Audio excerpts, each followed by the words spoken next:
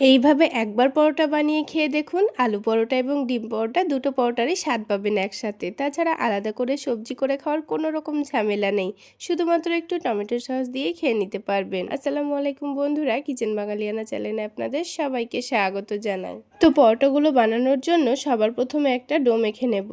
তার জন্য একটা মিক্সিং বোলের মধ্যে 1 কাপ পরিমাণ ময়দা নিয়ে নিচ্ছি। তার মধ্যে দিয়ে দেব অল্প একটু লবণ, তার সাথে অল্প একটু চিনিও দিয়ে দিয়েছি, আর খুবই সামান্য পরিমাণ দিয়ে দিচ্ছি বেকিং পাউডার, আর 1 চিমটি পরিমাণ দিয়ে দিচ্ছি baking soda. Baking powder baking soda সম্পূর্ণ অপশনাল, আপনারা চাইলে না দিলেও চলবে। এবার এখানে দিয়ে দেব দুটো সেদ্ধ আলু। তো আমি এখানে আলু দুটোকে আগে থেকে ভালো করে সেদ্ধ করে নিয়েছিলাম, আর যেহেতু 1 কাপ পরিমাণ ময়দা নিয়েছি তাই দুটো আলু নিয়ে নিচ্ছি। আলু দিয়েই কিন্তু আমি ডোটা মেখে নেব, তবে যদি মাখার সময় অল্প একটু পানি লাগে তাহলে অল্প একটু দিয়ে মেখে নিতে হবে। তো আলু দুটোকে একটা গ্রেটারের সাহায্যে খুব ভালোভাবে গ্রেট করে নিয়েছি। খুব ভালো করে গ্রেট করে নেওয়ারই চেষ্টা করবেন, তাহলে ময়দার সঙ্গে মাখার সময় কিন্তু এর মধ্যে একটুও দলাভাব থাকবে না। তো আলু দিয়ে মাখার পর একটু শুকনো শুকনো মনে হচ্ছিল, সেই জন্য আমি অল্প একটু পানি দিয়েছি, দিয়ে ময়দাটাকে আবারও ভালো করে মেখে নিচ্ছি। তবে যদি আলুর পরিমাণ একটু বেশি দেন তাহলে কিন্তু এখানে পানি দেওয়ারও কোনো দরকার নেই। তো দেখুন আমি অল্প একটু পানি দেওয়ার পর কিন্তু ময়দাটাকে খুব ভালোভাবে মেখে নিচ্ছি। আর আলু দিয়ে ময়দাটা মেখে নিলে দেখবেন ময়দাটা কিন্তু অনেকটাই সফট হয়ে যায়।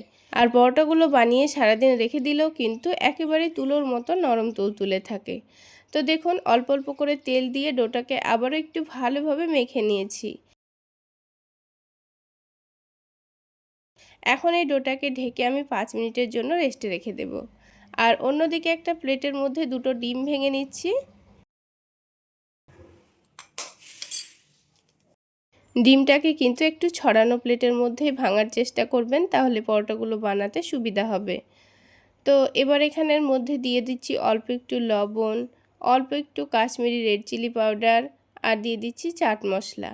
আপনারা চাইলে এখানে অল্প একটু পেঁয়াজ কুচি, কাঁচামরিচ কুচিও দিতে পারেন, তবে আমি এখানে পেঁয়াজ কাঁচামরিচ কিছুই দিলাম না, শুধুমাত্র গুঁড়ো মশলা দিয়ে ভালোভাবে মিশিয়ে নিয়েছি। এবার এই ডোটাকে আবার একটু ভালো করে মেখে নেব। যেহেতু 5 মিনিটের মতো রেস্টে রেখেছিলাম তাই ডোটা দেখুন আগের থেকে অনেকটাই নরম হয়ে গেছে। তো ডোটাকে আবারও একটু ভালোভাবে মেখে নিচ্ছি, আর হাতের মধ্যে লেগে লেগে আসছিল বলে অল্প একটু ময়দা ছড়িয়ে দিয়েছি। তো ডোটা ভালোভাবে মেখে নেওয়ার পর আমি এটা থেকে কয়েকটা লেচি কেটে নিচ্ছি। তো আমি পরোটাগুলো মিডিয়াম সাইজের বানাবো, তাই একটু বড় বড় করে লেচি কেটে নিয়েছি। আপনারা ছোট করে পরোটাগুলো বানাতে চাইলে ছোট ছোট করে লেচি কেটে নিতে পারেন। এবার একটা একটা করে লেচি নিয়ে হাতের মধ্যে ভালোভাবে লই তৈরি করে নেব। যেহেতু ডোটা অনেকটাই নরম তাই ময়দা দিয়েই কিন্তু খুব সুন্দর করে বেলে নিচ্ছি।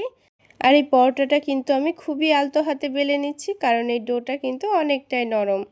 তো দেখুন একটা পরোটা কিন্তু আমার বেলে নেওয়া হয়ে গেছে। এবার এখানে দিয়ে দিচ্ছি 2-1 ফোঁটা মতো সয়াবিন তেল। আপনারা চাইলে ঘিও দিতে পারেন। তেলটা দিয়ে রুটির চারিদিকে ভালোভাবে মাখিয়ে নিয়েছি। তারপর অল্প একটু ময়দা ছড়িয়ে দিয়েছি।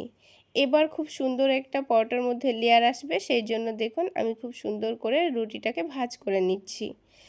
তারপর এটাকে ঘুরিয়ে ঘুরিয়ে খুব সুন্দর করে লই তৈরি করে নেব। তো দেখুন লাচ্ছা পরোটার মতো করে কিন্তু একটা লই তৈরি করা হয়ে গেল।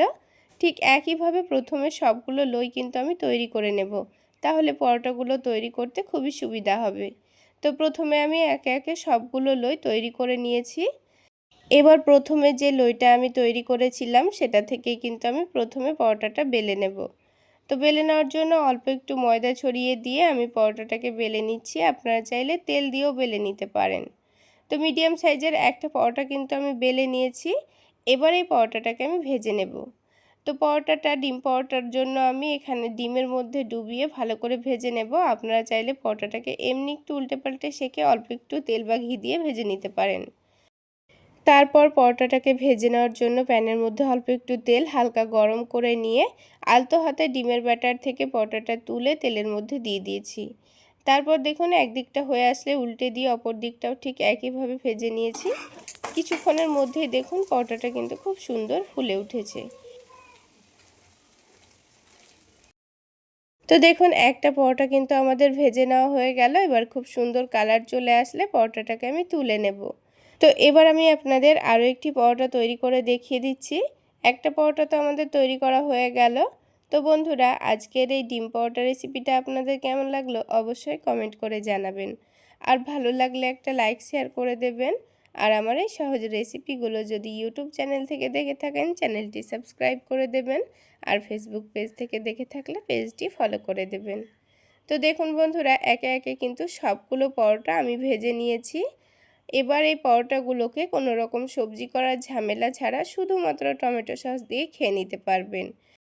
তাহলে বন্ধুরা, সকালের নাস্তায় তাড়াহুড়োর মধ্যে কিন্তু আপনারা আলুর পুর ভরে বেলার ঝামেলা ছাড়া আলু পরোটাই বলতে পারেন বা ডিম পরোটা এইভাবে বানিয়ে খেতে পারবেন। তো এবার একটা পরোটা আমি আপনাদের দেখিয়ে দিচ্ছি কতটা নরম তুলতুলে তৈরি হয়েছে। সারাদিন রেখে দিলেও কিন্তু পরোটাগুলো একেবারে তুলোর মতো নরম তুলতুলে থাকে। তো বন্ধুরা, আজকে এই পর্যন্তই। সকলে অনেক বেশি ভালো থাকবেন, সুস্থ থাকবেন। দেখা হচ্ছে আবার একটি নতুন রেসিপি নিয়ে নেক্সট এপিসোডে।